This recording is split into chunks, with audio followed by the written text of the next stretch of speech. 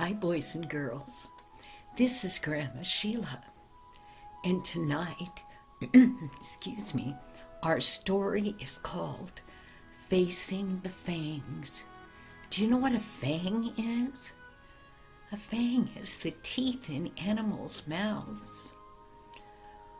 Well, Mr. Lee, he worked in a labor camp way up by the Tibetan mountains.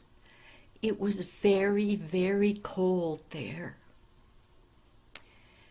Now his job and a number of the other men's jobs were that they needed to hack out the ice out of a canal so that that water could go to the wheat fields. Well, Mr. Lee knew that that wheat would go only to the guards and the people that worked there. He would never get a mouthful of that wheat. He would never get bread from that wheat. Well, it was hard work to cut that ice out.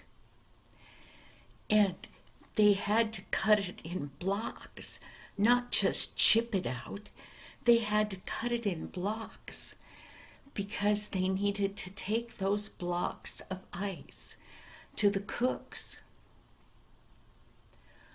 Well, after those workers and Mr. Lee managed to get a block out, they had to be very, very careful that that water didn't seep into their boots and freeze their toes or give them frostbite. Well, Mr. Lee, and I'm sure most of those other men, remembered when one man had not been careful enough and he had gotten that cold water on his hands and it had frozen his fingers, and anything with frostbite hurt so bad. Well, he rushed into the burrow, which was the place where the men lived, and thinking if he could just get them warm, they would be fine. But he poured hot water over frostbite, and his fingers fell off. It was an awful place where they were.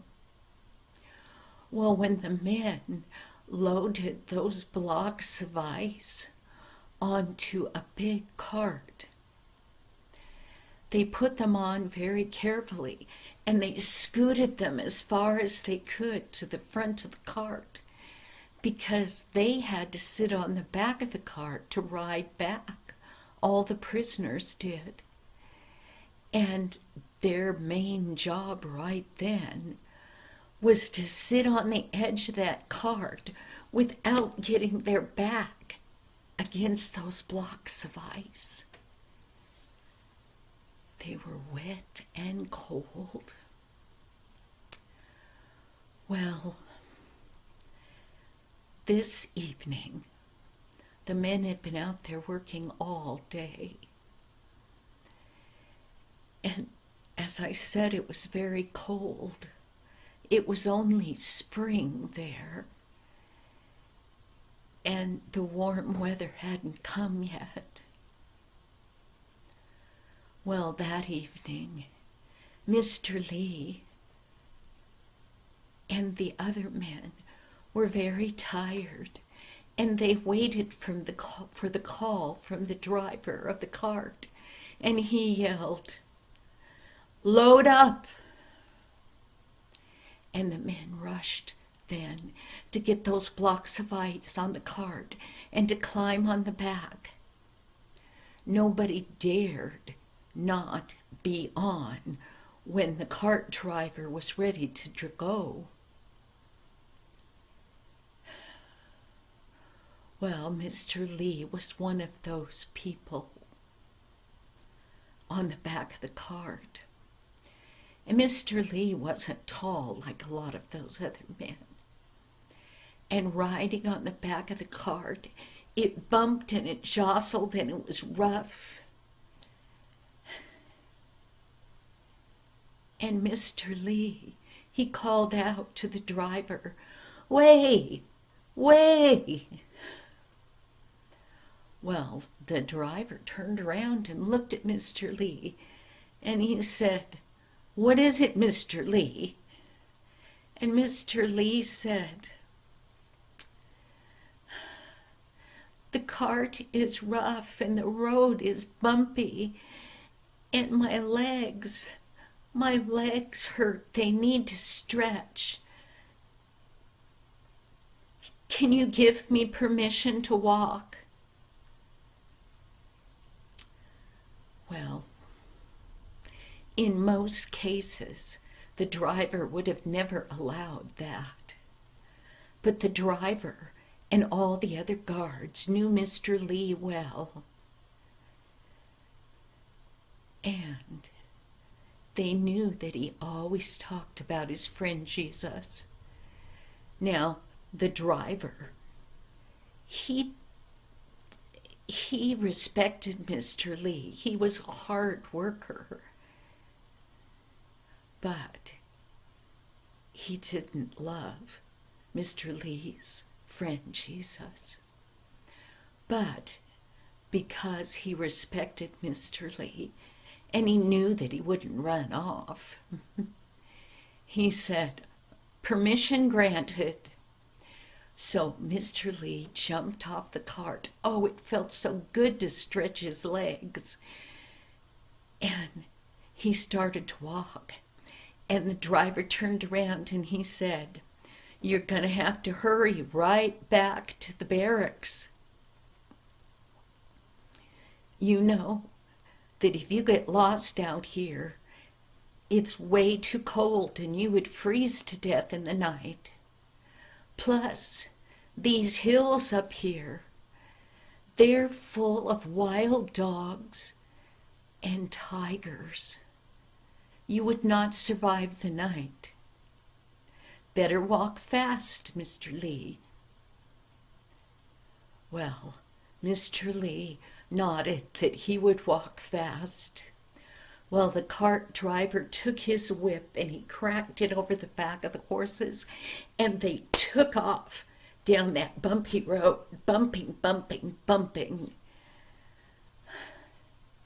And it wasn't long till Mr. Lee could not see that cart anymore. It had disappeared up over the hill and down the other side and around a bend. Oh, Mr. Lee, he looked around. He could smell the fields and the trees, and it was so beautiful, and it wasn't dark yet. He walked fast like he had promised, but he was really intent on looking at everything, and it was quiet. It was never quiet in the barracks. Well, he walked on till all of a sudden, out of the side of his eyes, he saw a movement, a fast approaching movement. And he looked over there, and it was a whole group of wild dogs. And they were running right at Mr. Lee. And Mr. Lee knew that they must have smelt him and knew that he was a person. And Mr. Lee stood there thinking he knew he couldn't outrun them. He wasn't quite sure what to do. In his head, he imagined those dogs catching up to him and biting and tearing off his skin and gnawing on his bones, and oh my, he would die. And he looked up and those dogs were almost there. Then he thought of his friend Jesus. and he fell down in the middle of the road. He put his arms out like this, like a cross. And right out loud, he said, "Oh, my friend Jesus, please, please help me. The dogs are coming. Please, I don't want to be their lunch tonight. Please." And then he said, "I know, Jesus, that when Daniel lived and the bad men threw him into the lion's den, that you, dear Jesus, you shut the lions' mouths, and they didn't eat Daniel. And that whole night, the lions sat there with Daniel right in front of them, and Daniel was not hurt. Dear Jesus, the dogs are almost here. Please, make them not hungry. Take away their appetites. Close their mouths like you did the lions. Oh, please, dear Jesus." And then he heard noises close. And he said, "Thank you, dear Jesus. I know you can help me." And he opened his eyes, and what he saw shocked him. All the way around him was that huge group of wild dogs. And at first, they were salivating and chawing and jumping about and growling. And then, all of a sudden, they weren't doing any of that anymore. And Mr. Lee, he opened his eyes wide now. And those dogs, there they stood with their tails between their legs, and they were whimpering. Well, Mr. Lee, he looked at them, and those dogs looked at him like they knew his best friend, Jesus. And then they stood up. And Mr. Lee, they looked friendly now. He stuck out his hands. And those dogs started jumping over each other.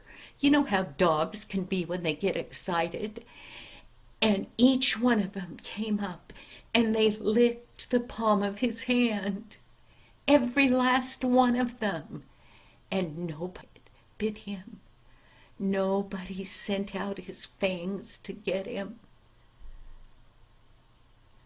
Then they put out their little paws. And he patted them. And he took his hands and he got behind those dogs' ears and he scratched. And they all went, "Ah." It was just like that was the most natural and wonderful things in the world. And then, as Mr. Lee watched, they ran off into the hills and they never came back. Mr. Lee, he looked up to heaven and he said, "Oh, my dear friend Jesus, my best friend, you have saved me from the mouths and the claws of the dogs. I praise you forever." Well, Mr. Lee walked back to that labor camp, thinking about what God had done for him. Boys and girls, your friend Jesus can take care of you just like he did Mr. Lee. Thank you, boys and girls, and I'll see you next week. Bye-bye now.